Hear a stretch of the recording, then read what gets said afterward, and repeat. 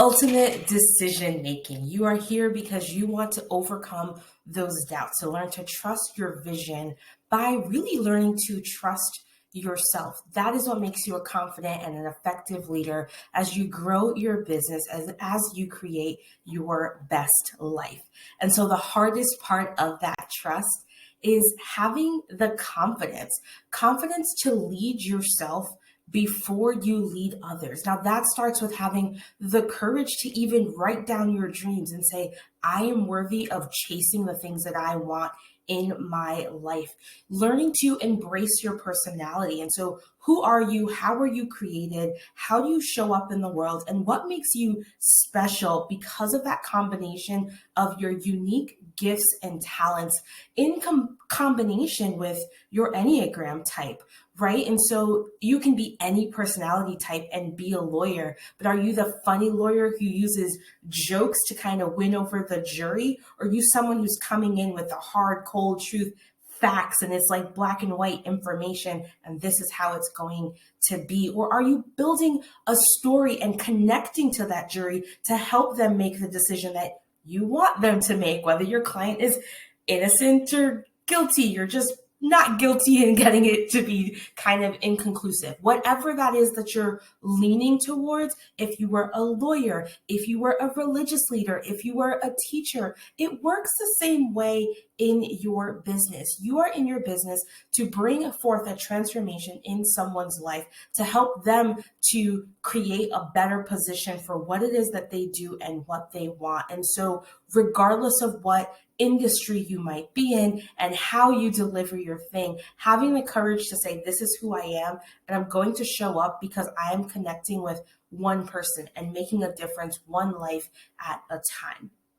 And then the next part of that is the awareness of your core values. What is your leadership style? How do you connect to other people? So taking what you know about yourself, the experiences that you've had in the past, and saying, this is what matters, and this is how I'm going to make that difference. And then you have to create the plan and adjust accordingly, which is where those retreats will come in, and recognizing that when you have that plan, you have to create clear boundaries and set very clear and concrete expectations, adjusting as needed, but communicating those changes. Hey, this is what I can and can't do, or this is a family situation and this is what works for my lifestyle in this particular point in life, and this is how it works for all the other things that are happening. And when you communicate that, yes, we put that in writing in our contracts, right? Our clients are signing contracts, our team members, whether full-time or contractors,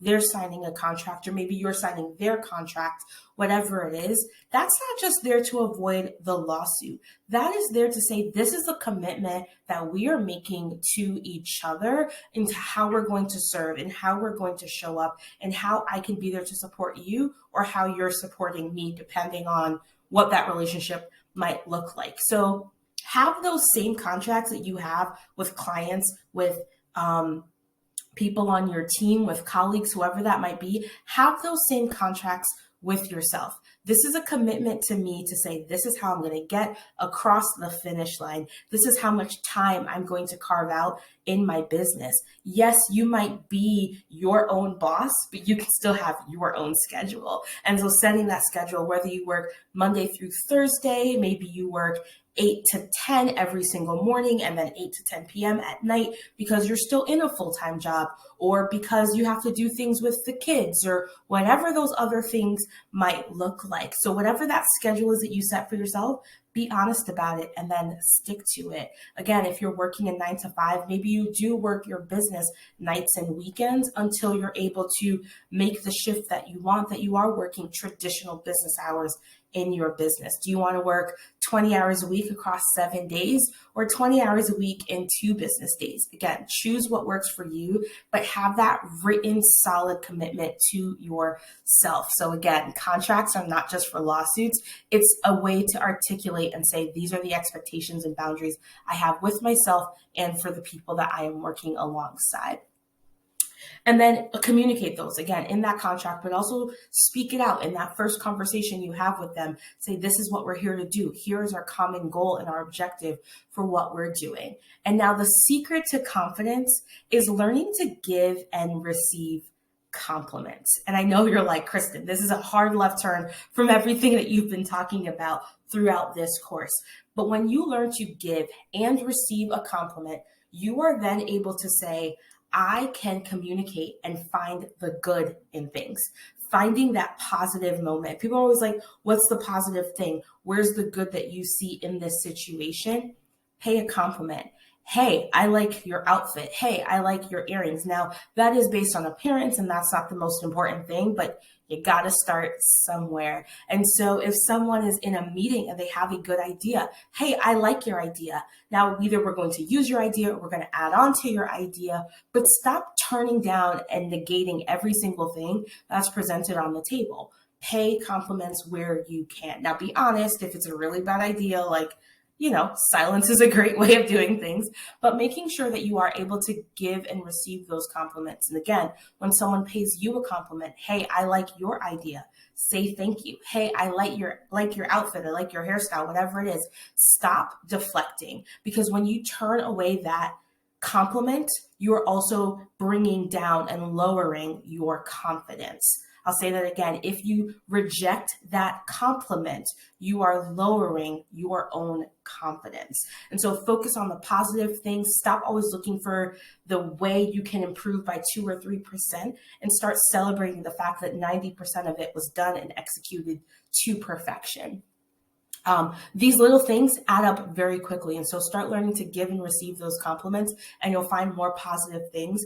And that progress is going to help you to realize that you are capable of reaching the finish line in whatever goals you are setting out to. Stay committed to yourself with those contracts that you have with yourself, with those compliments that you are able to recognize the positive, celebrating those wins. Start with a 30-day sprint, then go up to a 90-day, and recognize that your business is a marathon. It is not the Olympics and the 100-yard dash. Or 100 meters. This is truly saying, I want to be great, and I'm going to start here and build that momentum. Think about the first time that you were walking. Thinking about the first time that you ever drove a car. Think about your very first job when you were 14 or 18 or 22 years old, whatever that looked like in your situation. The very, very first time, if you were perfect at it, it means you waited way too long to start. If you were perfect at your career the first day out of college, first time you did brain surgery on someone, and my guess is most of you aren't brain surgeons here. So there's room for improvement, but recognizing that progress is where things are going to grow. Now, the next thing is to trust your gut. You guys know I love Olivia Pope from Scandal, and I don't care how long the show has been off the air, it'll always be my go-to. Olivia Pope says, my gut tells me everything I need to know. She tells her colleagues, one of the earlier season, she says, I vote with my gut. And she says, my gut tells me everything that I need to know. So whether you are the heart, head, or the gut triad on the Enneagram, trusting that who you are and what you know and what you bring to the table is the solution that others are looking for. Now, if you ever join these 6 and 7 figure masterminds, if you start hanging out with millionaires or even billionaires as time goes on, they'll start telling you that trusting their own intuition is what got them to where they are. Now, if you're a religious person, then you're saying that I trust that God is going to guide me. I'm not negating your religious beliefs, but I want you to recognize that your answers do not come from the gurus of your industry. Your answers come from within you. And so when you learn to trust yourself, that is when you are able to actually and truly reach the next level of your success. Now, for many of us, and I include myself in that, it means that we had to unlearn what we were taught. As children, we look to our parents, our teachers, different types of mentors to give us the answers because we don't know how to tie our shoes on our own. We don't know how to drive a car on our own, but We all knew how to make sure we didn't get in trouble. We all knew how to tattletale on our siblings, those natural instincts. And even though we were avoiding one situation and probably telling a little lie to get ourselves out of that, those instincts are what kept us safe, what naturally protect us. And so sometimes you need to unlearn the fact that those answers are going to come from your parents or from your teachers. Yes, again, if you are performing brain surgery, you need to learn that from another brain surgeon, but most of us aren't doing brain surgery here. So recognizing that even if you're a mindset coach and you're helping other people think through their solutions and shift their perspective of life, you also might need to do some unlearning from the things that you have been taught in order to learn to trust yourself and that you really do know what is best for you. Success is personal. If I asked every single person listening to this course right now, what is your definition of success? Every single person would have a different answer. And so the same way that your success is personal, you want to take the time to own your expertise, to say, this is what matters to me. My success is based on what matters to me. My expertise is based on the combination of my education, my experiences in life, in work, in other aspects of things. And so connecting those things together to say, I do know what's best in this particular situation. And when people are following you, it is not about copy and paste, rinse and repeat in that aspect. It's about saying, this is my experience, and I want to help you shape the decisions that you are making. And that's why there's thousands of coaches out there, is because you're not the coach for all 7.5 billion people on the planet. You're the coach for a particular section of people who need to go through that situation of where you've been and what you know. And so again, success is personal. Own your expertise, and that's how you'll reach the next level of success in your life and in your business.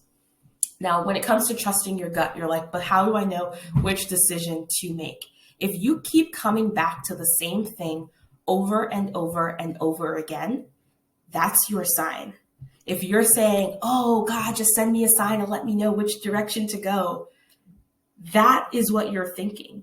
If someone says to you, and we've all kind of been in this situation, they're like, should I pick the pink dress or the blue dress? And then they say blue and you're like, oh, I want pink. Why? Because you are already leaning in a certain direction.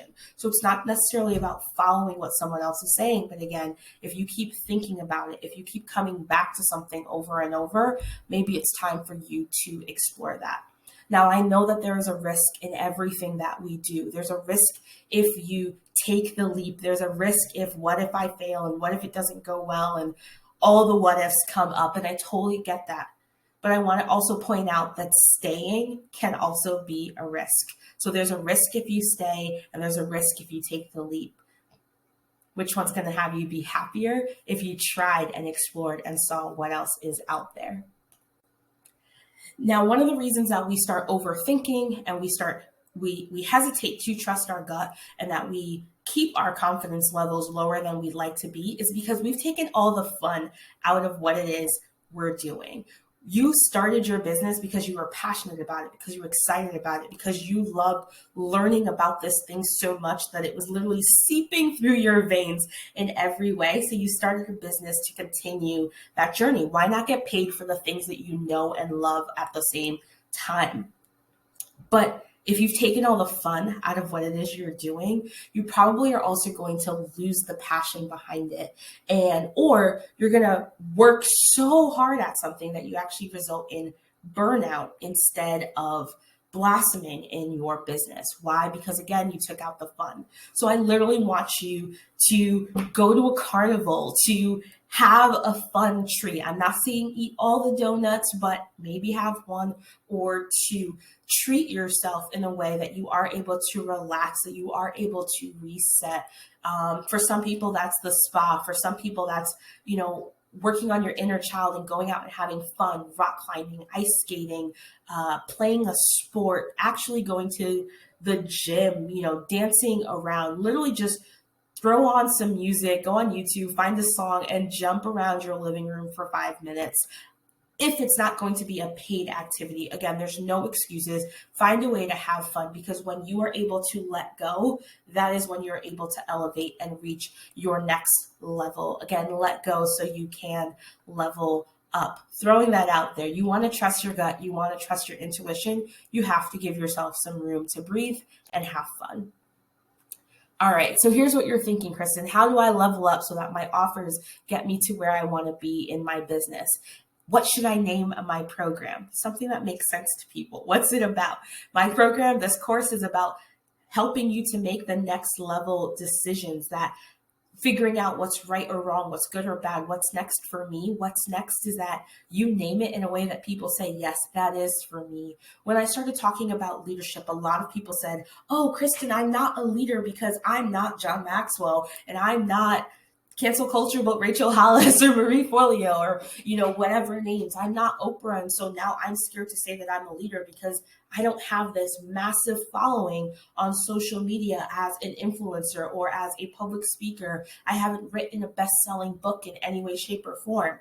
That's totally fine. If you have made the decision to lead others as a coach, as guiding them and helping them process and navigate things through life, if you are creating influence by giving back in your community and inspiring others to make a change in their lives or in the lives of others, if you have decided to start a business and decide I'm leading myself and no longer going to go through corporate or through a 9-to-5 situation, you are a leader. Quite frankly, if you have older siblings or cousins or even children that look up to you in any way, shape, or form, you are a leader. Many of us have been leaders longer than we ever realized it, but because we don't have president or CEO in our title, we like to deflect that leadership. That is a part of who you are, whether or not you are managing 10 people, 20 people, or just yourself, you are still a leader. So name your program in a way that's clear and simple, but resonates to your audience. So I couldn't call this next level leadership because so many people would say, I'm not a leader, I'm not qualified for it. But I hope regardless of what you call yourself by title, you recognize that we're all looking to make that decision to reach our next level of success in life and in our business.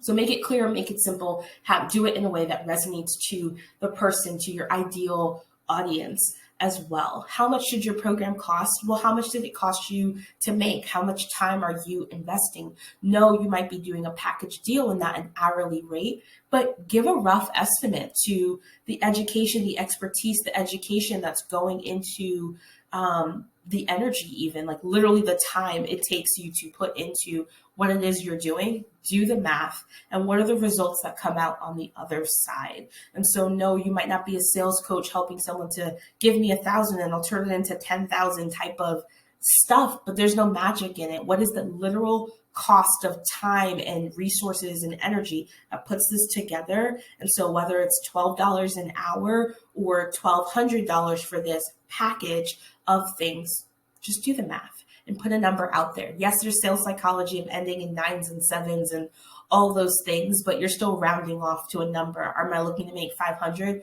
or 5,000?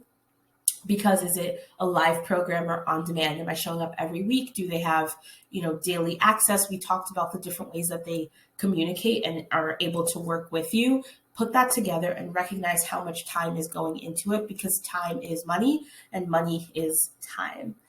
How often should you launch your program? I also get that question. So look at your profit plan. How many people can you serve in a month? How much money are you looking to make in your business? Is your offer, again, 500 or 5,000, or again, higher, lower, $50, whatever that number might be for what you're doing? But is it something that, is it a $50,000 contract for 6 months with a corporation? Maybe you only have to really put yourself out there twice a year in preparation for those 2 turnover periods of time. If it's an on-demand course, then every single day is launch day for you because you want to have that on rinse and repeat in some method.